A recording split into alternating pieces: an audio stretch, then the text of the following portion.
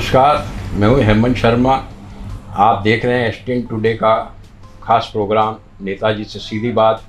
आज इस कार्यक्रम में हमारे साथ हैं निवर्तमान महापौर राजीव जी अग्रवाल। राजीव जी अग्रवाल राजनीति में वैसे तो काफ़ी समय से हैं, लेकिन पहली बार ही वह पार्षद का चुनाव लड़े, पहली बार में ही महापौर भी बने।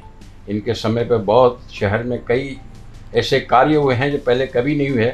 तो आइए हम बात करते हैं आज उनसे। राजीव जी नमस्कार। नमस्कार सर, क्या आपको लगता था कि आप राजनीति में आओगे और पहली बार चुनाव लड़ोगे, पहली बार ही महापौर बन जाओगे? देखिए, सबसे पहले तो मैं एसटीएन का बहुत बहुत धन्यवाद देता हूं, जिन्होंने मुझे यहां आमंत्रित किया। और जो आपका सवाल है, मेरे को कभी राजनीति से मतलब नहीं था। मैं सिर्फ व्यक्तिगत रूप से धारीवाल जी के चुनाव में काम किया करता था और उसके बाद घर बैठ जाया करता था। गोविंद शर्मा जी जब जिला अध्यक्ष बने तो वो मेरे एक बड़े भाई हैं, पिता तुल्य हैं। मैं उनके साथ मीटिंग्स में जाया करता था, लेकिन कभी भी मंच को शेयर नहीं करता था। समय निकलता गया। 2 बार हमारे यहाँ से कांग्रेस के पार्षद रहे। दोनों ही बार पर्टिकुलर हमारी कॉलोनी और हमारे वाल्मीकि जो बस्ती है, नई साबरमती, पुरानी साबरमती, मोखापाड़ा वाला जो एरिया है, वहाँ पे विकास कार्य नहीं हुए। तो मुझे लगता था कि हम लोग इनका चुनाव में सपोर्ट भी करते हैं, पार्षद भी बनाते हैं, लेकिन हमारे यहाँ कार्य नहीं होता। 1-2 बार जब मैंने पैरवी की तो धारीवाल जी ने मुझे कहा कि तुम पैरवी करते हो, तुम खुद चुनाव क्यों नहीं लड़ते हो? तो मैंने उनको ये कहा था कि सब राजनीति मेरा विषय नहीं है, इसलिए मैं तो आपके चुनाव में काम कर लेता हूँ और घर बैठ जाता हूँ। इस बार मेरे मन में ये आया कि मैं चुनाव लड़ लूँगा और अगर जीत गया, पार्षद बन गया, तो मैं अपने वार्ड के मूलभूत सुविधा के लिए जो लोग तरस रहे थे वो काम मैं करवा दूँगा। ये सोचकर मैंने पार्षद का चुनाव लड़ा। मेरे मन में कतई ये नहीं था कि मुझे महापौर बनना है या उपमहापौर बनना है। मैं सिर्फ जनता की सेवा के पर्पज़ से पार्षद का चुनाव लड़ना चाह रहा था। पर कहते हैं कि भाग्य में जो लिखा होता है वो होके रहता है। संयोग ऐसा बना कि महापौर की दावेदारी करी मैंने। धारीवाल जी ने मुझसे दावेदारी करवाई और मैं महापौर बन गया। मेरा नेचर शुरू से सोशल और धार्मिक आयोजनों में शुरू से रहा है। जब से मैंने होश संभाला है, मैं समझता हूँ तब से मेरे से जितना मन पड़ता है मैं लोगों की सेवा करता रहा हूँ। धार्मिक आयोजनों में मैं पार्टिसिपेट करता रहा हूँ। तो आप कह रहे हैं कि धारीवाल जी से आपका अच्छा लगाव रहा है, उनके चुनाव में हमें आप काम करते रहते, उन्होंने आपको टिकट दिया।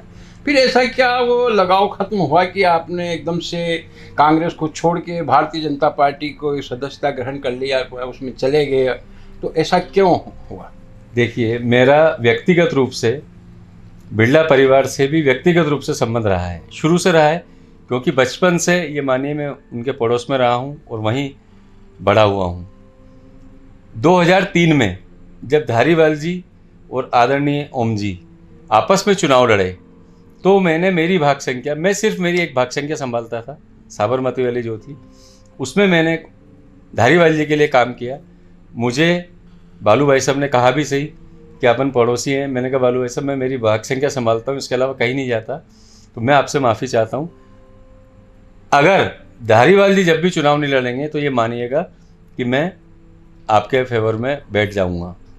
तो मेरा लगाव शुरू से बिरला परिवार से रहा, ऐसा नहीं है। मेरा कभी किसी से मतभेद भी नहीं हुआ।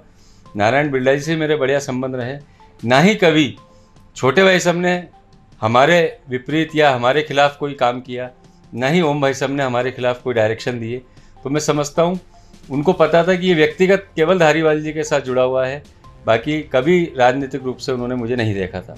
तो क्या मतलब आपके ऊपर कोई प्रेशर डाला गया या कोई ऐसा खतरा था कि यार जो अगर मैं बीजेपी में नहीं गया तो क्योंकि सरकार राज्य में भाजपा की है, मुझे हटा दिया जाएगा? ऐसा कोई वो तो नहीं था आपके ऊपर दबाव जिसकी वजह से आपने कांग्रेस छोड़ के भाजपा? ना तो मेरे ऊपर कोई दबाव था और ना ही मैंने कभी अपने मन में ये विचार लाया कि अगर मैंने बीजेपी ज्वाइन नहीं करी तो मुझे हटा दिया जाएगा। मैं पहले भी कहता हुआ आया था कि मुझे मंचमाला माइक से कोई मोह नहीं है, मुझे पद से कोई मोह नहीं है। मुझे ईश्वर ने सेवा का मौका दिया है, मैं जितनी ज़्यादा से ज़्यादा सेवा कर सकता हूँ वो करूँ। मेरे पास कई लोगों ने मजाक में कहा कि यार आपको हटाने की तैयारी चल रही है। मैंने कहा अगर मुझे कल हटाते हो तो आज हटा दें, और नहीं हटा पा रहे हूँ, मेरे से अगर इस्तीफा चाहिए तो वो भी मैं देने को तैयार हूँ। इसके अलावा आदरणीय ओम जी भाई साहब ने भी कोई दबाव नहीं बनाया, न किसी ने कोई दबाव बनाया। मैं मूल रूप से जब 22 जनवरी को श्री राम मंदिर की अयोध्या में जो पूजा हुई और वहाँ जो स्थापना हुई मंदिर का जो भव्य वो हुआ, उससे मेरा मन बहुत ज़्यादा प्रेरित हुआ कि नहीं, एक देश के लिए और हम जिस समाज से बिलोंग करते हैं, हिंदू समाज से, उसके लिए इतना बड़ा काम हुआ है। उसके जस्ट बाद मैं पदयात्रा में था 8-10 दिन बाद। तो जब मैं पदयात्रा में पैदल पैदल जा रहा था तो मैं समझता हूँ कि 100 में से 80 मकानों पे बालाजी महाराज की और श्री राम प्रभु की ध्वजा लहरा रही थी। तो मुझे भी देखने में इतना मन लग रहा था। मेरे साथ अमित पारिक था, तब भी मैंने उसको रास्ते में चलता हुआ कहा था, मैंने कहा यार अमित, अपन बीजेपी ज्वाइन कर लेते हैं। ये काम ऐसा कर दिया इस देश के लिए और अपन लोगों के लिए कि इसका कर्ज अपने को भी कुछ ना कुछ किसी न किसी रूप में चुकाना चाहिए। मतलब राम मंदिर बनने से भारतीय जनता पार्टी ने जो राम मंदिर बना उससे प्रभावित होकर के आपने भारतीय जनता पार्टी के सब उससे प्रभावित होकर, प्लस मैं बता रहा हूँ आपको, मेरा बिरला परिवार से कभी भी कोई द्वेषता नहीं रही। तो क्या अब मान लीजिए 2028 में फिर विधानसभा चुनाव होंगे, मान लीजिए धारीवाल जी फिर चुनाव लड़ते हैं, तो आप क्या भारतीय जनता पार्टी का प्रचार करेंगे या धारीवाल जी, क्योंकि आपके व्यक्तिगत संबंध उनके साथ जाएंगे? देखिए, व्यक्तिगत संबंध अपनी जगह है, लेकिन चूंकि मैं भारतीय जनता पार्टी का कार्यकर्ता बन चुका हूं, तो मैं निश्चित रूप से भारतीय जनता पार्टी के फेवर में ही काम करूंगा। जैसा ओम भाई साहब का डायरेक्शन होगा उसी दिशा में मैं काम करूंगा। तो अब जैसे कांग्रेस के समय 2 नगर निगम बना दी गई थी और उसमें एक में आप महापौर थे, एक में दूसरी में भारतीय जनता पार्टी सरकार आई, उसने दोनों को एक कर दिया। तो आपके हिसाब से नगर निगम 2 ही रहनी चाहिए या 1 हो गई वो बेहतर है? देखिए, नगर निगम 2 हों या 1 हों, जैसे 2 जब नगर निगम हो गई थी तो मैं समझता हूँ स्टाफ कोई 20-25% बढ़ा हो तो बढ़ा हो। जितना एक नगर निगम में स्टाफ हुआ करता था उससे 25% आप मान लीजिए कि स्टाफ बढ़ा होगा। तो अगर 2 नगर निगम आपको करनी है तो आपको प्रॉपर वे में उसी तरह से स्टाफ चाहिए, वो हमारे पास अवेलेबल नहीं था। हमारे यहाँ स्टाफ की बहुत कमी रही दोनों ही नगर निगम में।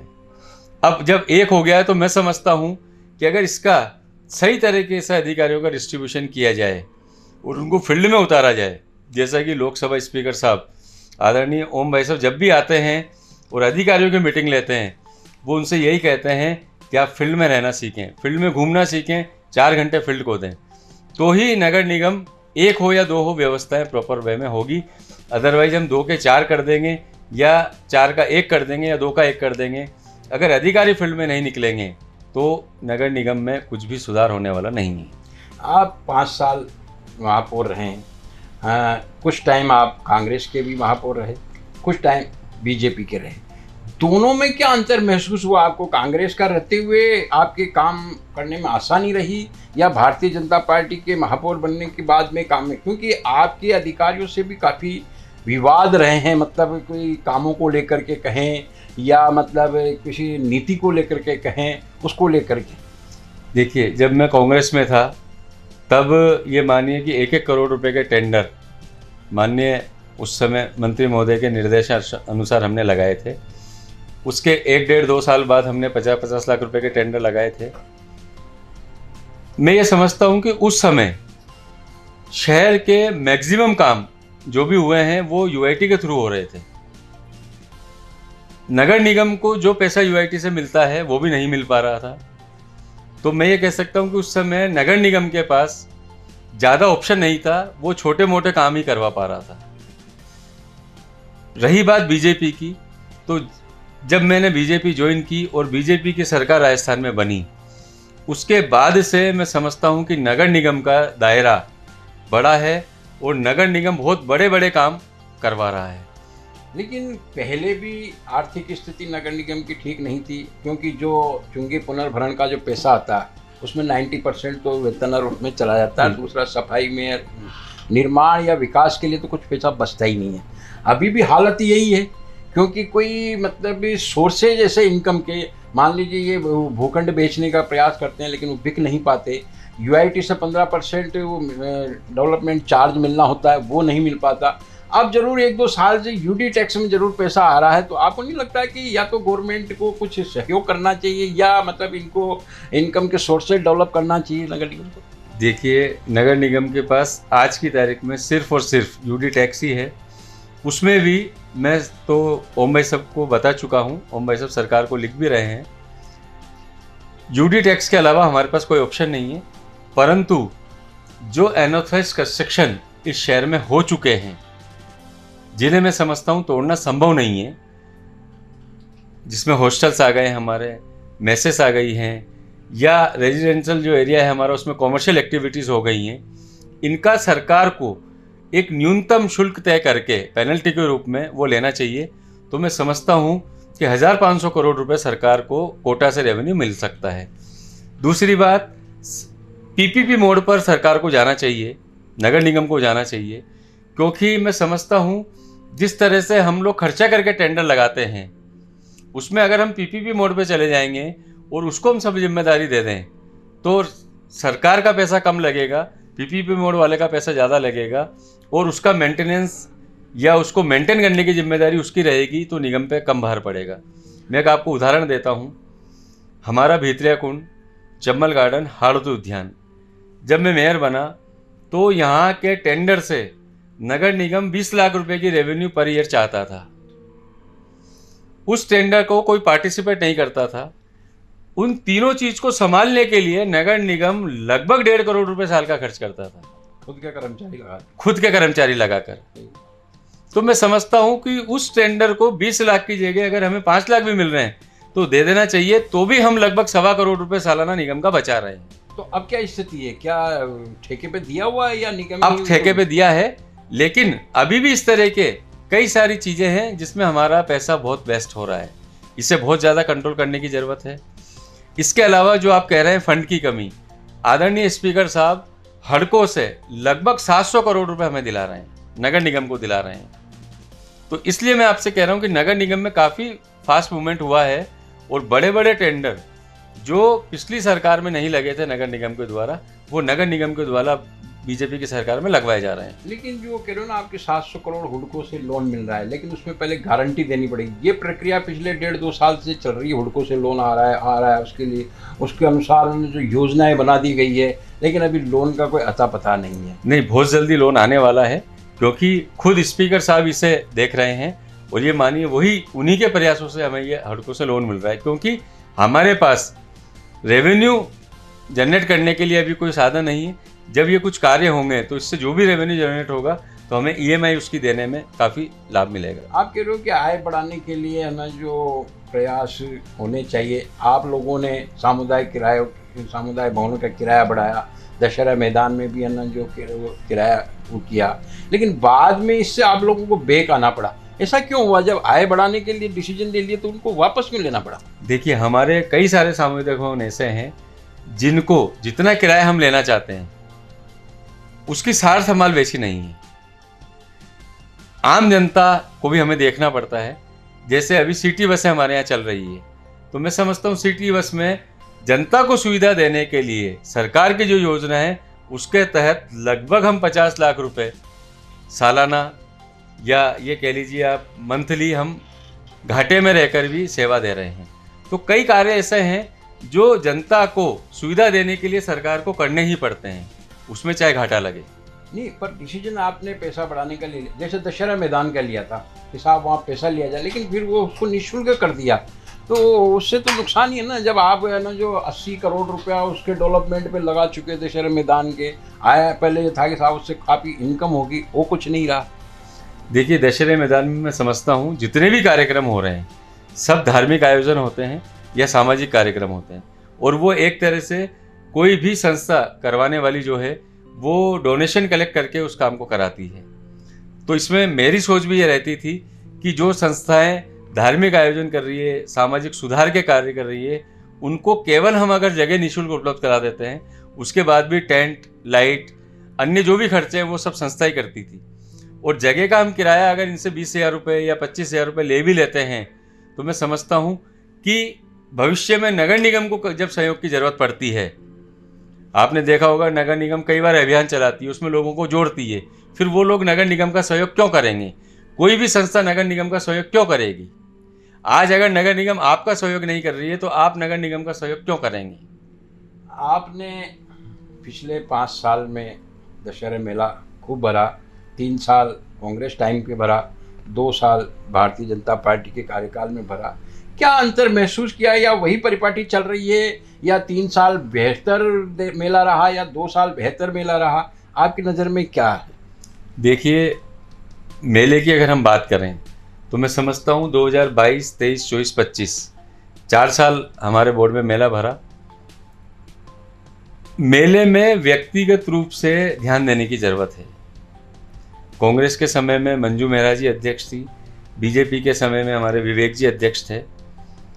आप कितने भी आयोजन कर लीजिए, लेकिन मेले की दुकानों के बीच का जो रोड है, जब तक उसे आप चौड़ा नहीं करेंगे, मैं समझता हूँ मेले में जो पहले वाला लुक था वो नहीं आएगा।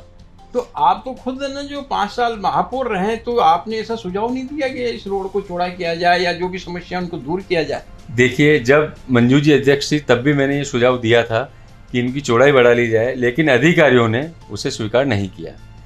विवेक जी ने मेले को अपने हिसाब से प्लान किया, उनको मैंने कहा भी था, मैंने कहा इसको आप करवा सकते हो, लेकिन उन्होंने उस पर ध्यान नहीं देकर जैसे रावण को बड़ा बनवाना था वो बनवाया।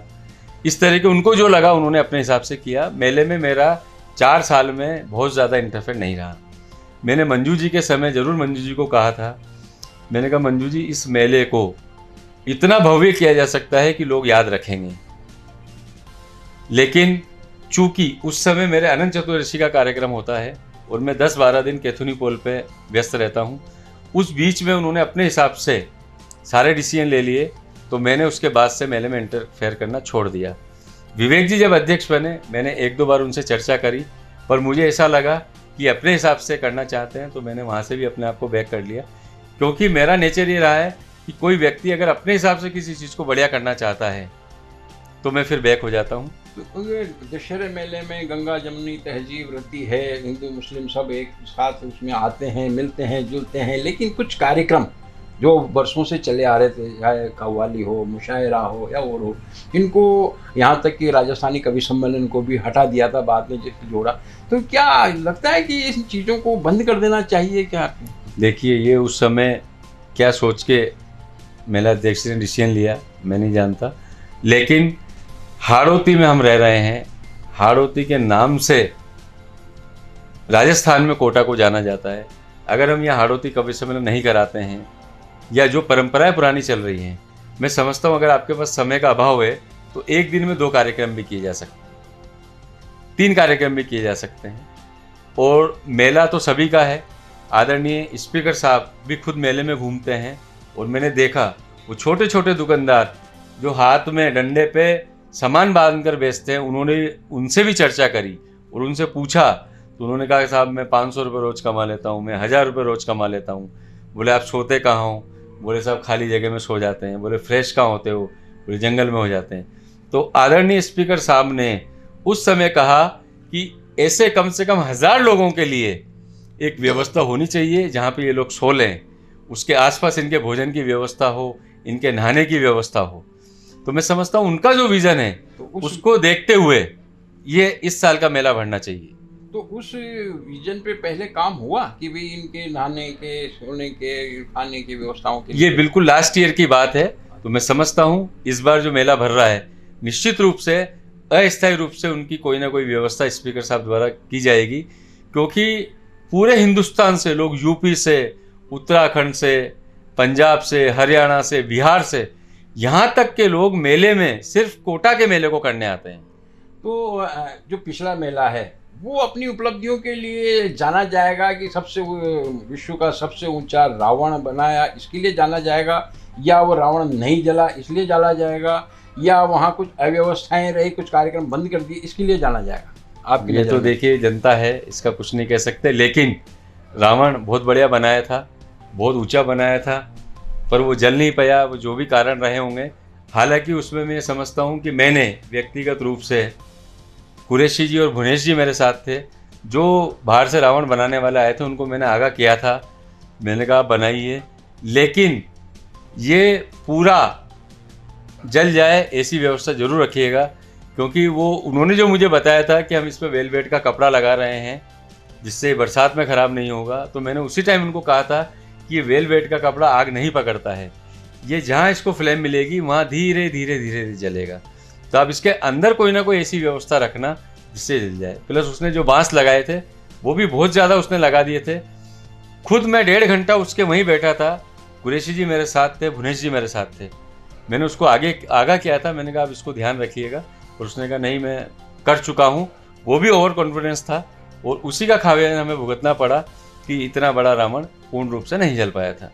तो ऐसा नहीं कि चाहे आयोजक हों या अधिकारियों, इनके बीच में भी सामंजस्य का अभाव रहा है? आपके टाइम पे भी अधिकारी और आपके बीच में भी सामंजस्य नहीं रहा, मतलब वो अपनी अपनी ढपली अपना अपना राग आप निर्देश देते हैं, वो उनको दबा लेते हैं, मतलब कई ऐसे मामले उठे रहे? बिल्कुल रहा।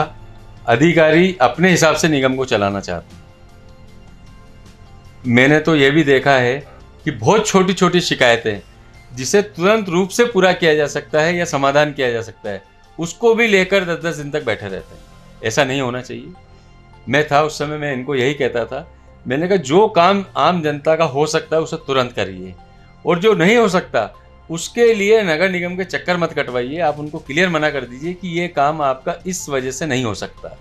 मैं समझता हूँ जिस दिन ये सुधार नगर निगम में हो जाएगा, नगर निगम की छवि सुधर जाएगी। आपने शहर के नालों की सफाई पे पूरा ध्यान दिया, मतलब पहली बार किसी महापौर ने मौके पे खड़े होकर नाले साफ कराए, मतलब एक तला तक उनका नजर आ रही। इसका असर ये हुआ कि पिछले 2-3 साल में कभी कोटा में बाढ़ जैसी स्थिति नहीं बनी।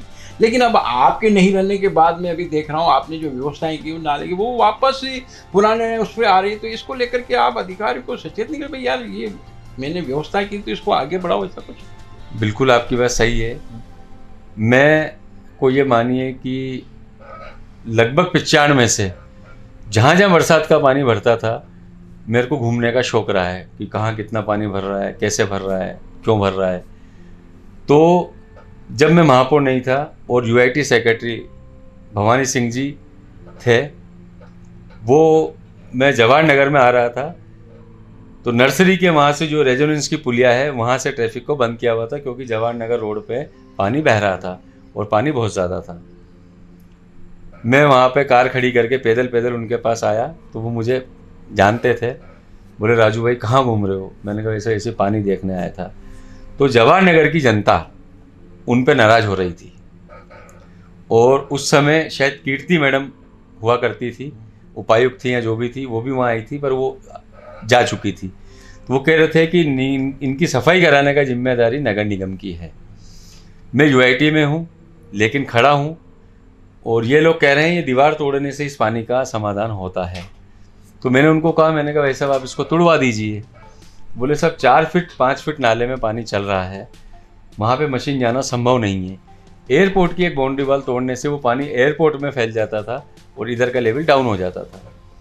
तो मैंने देखा, फिर मैंने उनको कहा, मैंने कहा भाई साहब अंदर से मशीन भेज के आप इसको तुड़वा दीजिए। बोले अंदर से मशीन वहाँ पहुँच नहीं सकती। फिर मैं देखता रहा और मैंने सोचा और उनको कहा, मैंने कहा ऐसा एक काम करिए, आप वहाँ की जगह आप इस कोने से इसको दीवार को तुड़वा दीजिए, आपकी जेसीबी इस दीवार को तोड़ देगी। उन्होंने मेरी बात मानी, बोले इससे क्या होगा? मैंने कहा साहब वहाँ से अगर ये पानी 1.5 घंटे में उतरता है तो यहाँ से आप ये मानिए 2 घंटे में उतर जाएगा, लेकिन ये पानी उतर जाएगा।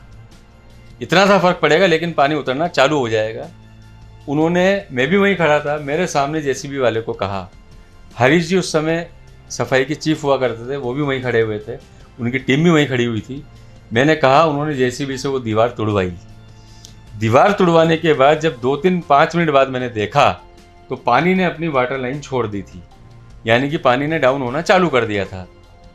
तो उन्होंने मुझे कहा, क्या राजू जी आपका धन्यवाद कि आपने मतलब बेवजह मेरी हेल्प करी है। मैंने कहा साहब क्या फ़र्क पड़ता है इसमें, जनता परेशान हो रही है, 6-6 घंटे से पानी बह रहा है और लोगों के घरों में पानी घुस रहा है। बोले यार ये आइडिया हमारे दिमाग में तो कभी आया नहीं। उसके बाद लगभग 1-2 साल बाद मैं खुद महापौर बन गया। नालों की मैंने समस्याओं को देखते हुए सफाई करवाना चालू किया, और मैं समझता हूँ मेरे कार्यकाल में 4 साल में, जैसे 21 में हमने मशीन चलाई, 21 के बाद हमने टेंडर का मोड चेंज किया। 21 में टेंडर ये हुआ करता था कि जिस कॉन्ट्रैक्टर को मलबा निकालना है उसी कॉन्ट्रैक्टर को मलबा उठाना है। तो मैं समझता हूँ कि वो मलबा इतना सा निकालते थे जितना वो उठा पाए, और पुलियाओं पे खड़ी करके वो मलबा निकाला करते थे। 22 में मैंने इस मोड को चेंज किया। मैंने सिर्फ कॉन्ट्रैक्टर से मशीन मांगी और ये कहा कि निगम इसे चलवाएगी। तो आप बिलीव करिए कि लगभग 2000 डंपर हमने 2022 में निकाले, फिर 23 में निकाले, 24 में निकाले, 25 में निकाले। 25 की सफाई व्यवस्था मैं प्रॉपर वे में नहीं देख पाया, क्योंकि जो कॉन्ट्रैक्टर आए थे और मेरा कार्यकाल भी पूरा हो रहा था, उन्होंने सपोर्ट नहीं किया। लेकिन लगभग 8 से 10 हज़ार डंपर मैंने मेरे कार्यकाल में नालों से निकाले हैं। उसके बाद मेरा विज़न था कि इन नालों में जितना पानी 10 महीने 12 महीने बहता है बरसात के अलावा, इसके लिए एक 6 फीट की छोटा सा नाली के रूप में बना दिया जाए नालों के अंदर। उसमें हम 10 महीने इस पानी को चलाएं तो ये नाले सूख जाएंगे और इनकी जो चट्टानें ऊंची हो रही है इनको हम तुड़वा दें, इनमें सीसी करवा दें और 10 महीने इसका उपयोग जनता किसी भी रूप में कर सकती है। ये डायरेक्शन ओम भाई साहब को मैंने जब कहा कि भाई साहब इस तरह से आप इसको करवा लीजिए, उन्होंने नगर निगम को निर्देश दे दिए हैं और बहुत जल्द ये मानिए आप ब्लड बैंक से लेकर और धोखड़े के हनुमान जी तक सीसी का कार्य चालू होने वाला है इस बरसात के बाद।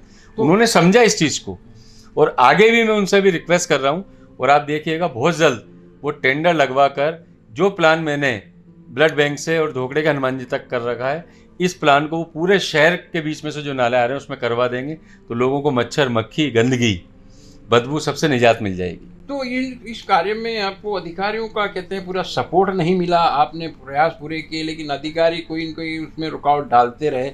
अधिकारियों का इस कार्य में मुझे बिल्कुल भी सपोर्ट नहीं मिला। ये जो कार्य मैं करवा पाया हूँ ये भी आदरणीय छोटे भाई साहब और ओम भाई साहब की वजह से करवा पाया हूँ। 3.5 साल में इन्होंने इस कार्य के टेंडर भी नहीं लगने दिए। एक बार टेंडर लग गए थे उसको भी इन्होंने कैंसिल कर दिया। अधिकारियों की नालों को लेकर इस तरह की कोई इच्छा शक्ति नहीं है। तो आपके 5 साल की क्या प्रमुख उपलब्धियां हैं जो कि जनता ये याद करे कि राजीव अग्रवाल जी ने ये काम बहुत बढ़िया किया, नालों के अलावा और कोई? देखिए, मैंने कभी भी कोई कार्य किसी उपलब्धि के लिए या जनता याद रखे उसके लिए नहीं किया।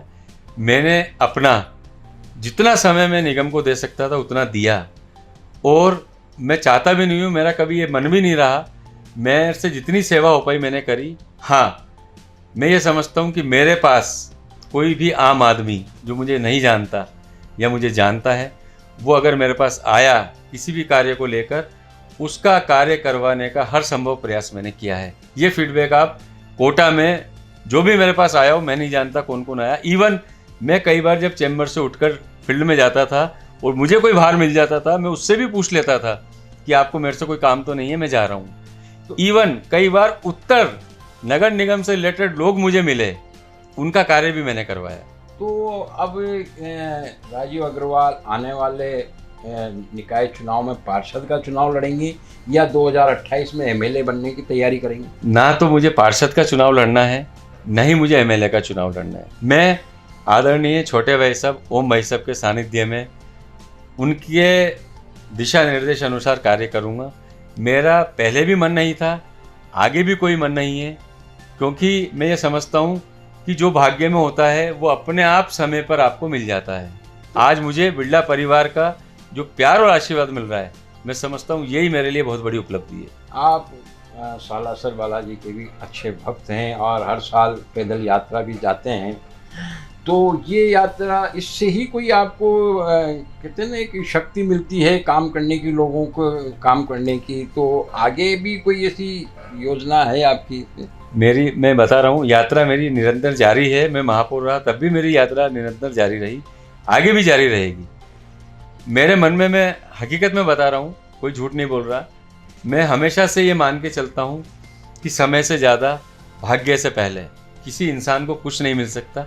या तो हम शास्त्र को मानना छोड़ दें, और अगर हम मानते हैं, जब कहते हैं हम कि पत्ता भी भगवान की मर्जी के बिना नहीं हिल सकता, तो जो देना है ईश्वर को देना है, आप अपने कर्म करते रहिए। नगर निगम की सबसे बड़ी है ना जो जिम्मेदारी है शहर की सफाई व्यवस्था, आवारा पशुओं से मुक्ति, इसमें अभी पूरी तरह है ना जो निगम सफल नहीं हो पाती है। आज जगह जगह आवारा पशु, चाहे है ना जो डॉग हों, गाय हों, भैंसें हों, इसी तरह शहर की सफाई भी जगह जगह ढेर लग रहे हैं, कुछ उनकी प्रॉपर मॉनिटरिंग नहीं हो पाती। हमारे यहाँ मॉनिटरिंग के नाम पे जीरो हैं। हो सकता है मेरा इस न्यूज़ चैनल में जो चल रहा है इसके माध्यम से अधिकारियों को बुरा लगे, लेकिन हमारे यहाँ मॉनिटरिंग के नाम पे जीरो व्यवस्था है। 10% हम मॉनिटरिंग कर पाते होंगे, उसे मैं जीरो ही कहूँगा। अगर देखिए, सरकार पैसा खर्च करने में कोई कमी नहीं रख रही।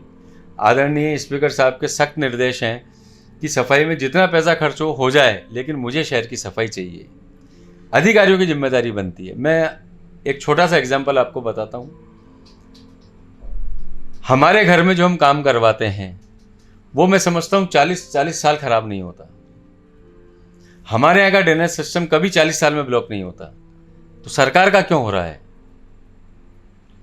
वो इसलिए होता है ना कि भाई है ना जो ठेकेदार 40% 50% बिलों में काम लेता है, फिर कमीशन बांटता है। देखिए, तो फिर वो नगर निगम का कोई अधिकारी किसी ठेकेदार के घर पे नहीं जा रहा है कि आप आके इस काम को करिए। तो जब वो जितने बिलों में काम ले रहा है उस काम को हम सख्ती से क्यों नहीं करवा पा रहे हैं? ये अधिकारियों की जिम्मेदारी होनी चाहिए। इसके अलावा सफाई व्यवस्था में आप देखिए, हमारे जितने भी वार्ड हैं हर वार्ड में एक जमादार लगा हुआ है जो सरकारी कर्मचारी है। लगभग 8 से 10 वार्ड के ऊपर हमने एक इंस्पेक्टर बनाया हुआ है, इनके ऊपर हमने एक एचओ बनाया हुआ है। मैं कह रहा हूँ, अगर हम सिर्फ जमादार को पाबंद कर दें कि तेरे वार्ड में अगर कचरा पाया गया तो तेरी जिम्मेदारी है, और इंस्पेक्टर को हम पाबंद कर दें कि तुम्हारे 10 वार्ड में अगर कचरा पाया गया तो तुम जिम्मेदार हो। इसी तरह से हम एचओ को पाबंद करें कि आपको डेली, एचओ हम कम बढ़ाए जा सकते हैं। अभी 2 एचओ है हमारे पास, इनको भी 20-20 वार्ड 30-30 वार्ड की जिम्मेदारी दी जा सकती है, और वो 30 वार्ड के इंस्पेक्टर जितने हैं उनसे वो रोज़ संपर्क करें, रोज़ उनके ऑफिस में जाएं, रोज़ उनके साथ मौका देखें। लेकिन तो सफाई व्यवस्था में सुधार किया जा सकता है। स्टाफ की भी तो कमी है ना। INJN को तो आप स्वास्थ्य अधिकारी बना देते हो, तो वो क्या देखेंगे? वो मैं आपको पहले कह रहा हूँ कि स्टाफ की हमारे यहाँ कमी है, लेकिन फिर भी अगर आप ढंग से इसकी मॉनिटरिंग करें। आज इंदौर की बात करते हैं। इंदौर में नगर निगम द्वारा साधन और पैसा उपलब्ध कराया जा रहा है, उसकी मॉनिटरिंग की जिम्मेदारी एक NGO को दे रखी है। वो NGO अगर लिख कर दे देती है कि आज इस जगह पे सफाई नहीं हुई है, उस जगह का भुगतान नहीं किया जाता है। हमारे यहाँ ये व्यवस्था नहीं है। अपने यहाँ भी तो करोड़ों रुपया ना जो सफाई के नाम पे ठेके पे खर्च किया जाता है, उसके बावजूद भी शहर गंदा पड़ा रहता है। जितना पैसा खर्च किया जा रहा है उसका आउटपुट नहीं आ रहा है, मैं खुद स्वीकारता हूँ। आदरणीय स्पीकर साहब कई बार निर्देश दे चुके हैं, लेकिन इसमें जब तक बहुत बड़ा बदलाव नहीं होगा, मैं समझता हूँ कि सफाई व्यवस्था सुधर नहीं पाएगी। तो बदलाव करेगा कौन? भाई आप कह रहे हो स्पीकर साहब हमारे यहाँ के हैं, सरकार BJP की है, तो इसमें बदलाव लाएगा कौन? इसमें बदलाव, अब मैं स्पीकर साहब को यही सुझाव दूंगा कि इसकी मॉनिटरिंग के लिए आप एक दूसरी कंपनी लगा दीजिए जो अपनी रिपोर्ट दे कि इस वार्ड की आज सफाई हुई है, इस कचरा पॉइंट की आज सफाई हुई है, उसके हिसाब से उसका भुगतान किया जाए, तो मैं समझता हूँ सुधार होगा। मुख्य मार्ग हमारे अब साफ रहने लगे हैं। कचरा पॉइंटों पर हमारे यहाँ सबसे ज़्यादा समस्या है। दूसरी बात, लोगों में जो एक सोच होनी चाहिए कि हमारे यहाँ घर घर टिपर आ रहा है, टिपर जब चला जाता है उसके बाद भी लोग कचरा पॉइंट्स पर कचरा डाल रहे हैं, तो ये लोगों की जिम्मेदारी है, अपने शहर के प्रति जिम्मेदार बने। अगर उनके यहाँ टिपर नहीं आ रहा है या किसी व्यवस्था की कमी है तो वो अवगत कराएं, क्योंकि नगर निगम द्वारा टिपर भी चलाए जा रहे हैं, कचरा पॉइंटों से कचरा उठाने के लिए ट्रॉलियाँ भी चलाई जा रही है। अगर कहीं शिकायत है तो उसको दर्ज कराएं, उसमें नगर निगम सुधार करे और लोग अपने आप को इस स्तर पर सुधारें कि हमें कचरा या तो कचरा पॉइंट पर डालना है या सिर्फ टिपर में डालना है। लेकिन सरकार कर कहाँ रही है? सरकार तो निकाय के चुनाव भी नहीं करा पा रही, और उसका नुकसान ये है कि आदमी जाए किसके पास? भाई पुराने तो जितने भी पार्षद हैं वो तो सब निवर्तमान हो गए, तो चुनाव नहीं करा पा रही समय पे। तो आप क्या मानते हैं कि समय पे नहीं होने चाहिए चुनाव, ताकि लोगों को जनप्रतिनिधि मिले और उससे काम हो? मेरे ख्याल से सरकार भी चुनाव कराना चाहती है, लेकिन शायद OBC आयोग की जो रिपोर्ट है या उनका जो सर्वे है वो अभी पूर्ण नहीं हो पाया है, इस वजह से सरकार चुनाव नहीं करा पा रही है। तो इसका नुकसान BJP को नहीं होगा बाद में? अगर चुनाव होंगे, अभी लोग परेशान हो जाएंगे तो फिर उसके बाद? नहीं, ऐसा तो कुछ नहीं है। रही बात आपके श्वान वाली, तो श्वान वाली भी समस्या पिछले 2008 से 9 से चली आ रही थी। जब मैं मेयर बना, नगर निगम में कोई भी जाता था तो नगर निगम में यह कह दिया जाता था कि साहब सुप्रीम कोर्ट ने इस पर बैन लगा दिया है। मैंने उसका डिसीजन निकलवाया, डिसीजन निकलवा के उसकी वर्किंग कराई। वर्किंग कराने के बाद उन्होंने मुझे बताया कि साहब इसमें सुप्रीम कोर्ट ने एक गाइडलाइन तय की है, इस गाइडलाइन के अकॉर्डिंग अगर आप टेंडर करते हैं और श्वांस को पकड़ते हैं तो आप पकड़ सकते हैं, और उस गाइडलाइन के अकॉर्डिंग आपको वापस छोड़ना पड़ेगा। मैंने अधिकारियों से चर्चा करी, उस गाइडलाइन के तहत हमने टेंडर को लगवाया।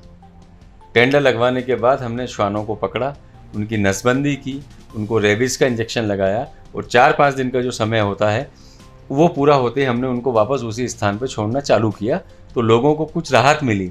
लेकिन यह कार्य 2009 के पहले भी, 2009 से और 2020 के बीच में भी किया जा सकता था। लेकिन जो मैंने आपको कहा कि अधिकारियों की इच्छा शक्ति, उसमें बहुत कमी है। तो ये थे राजीव अग्रवाल जी हमारे साथ आज विशेष चर्चा में शामिल हुए। राजीव अग्रवाल जी मानते हैं कि कोटा में काम करने की बहुत पोटेंशियल बहुत है, लेकिन अधिकारियों की इच्छा शक्ति की कमी के कारण शहर की सफाई व्यवस्था हो या आवारा पशुओं की धरपकड़ हो या विकास के काम हो, नहीं हो पाते। नालों की सफाई को लेकर के जिन्होंने एक अभियान चलाया था, उससे लगा कि कोटा शहर है ना जो बाढ़ से मुक्त हो गया, और कई सालों से है ना जो कोटा को बाढ़ की समस्या का सामना नहीं करना पड़ रहा है। तो राजीव धन्यवाद, आप हमारे कार्यक्रम में बहुत बहुत धन्यवाद।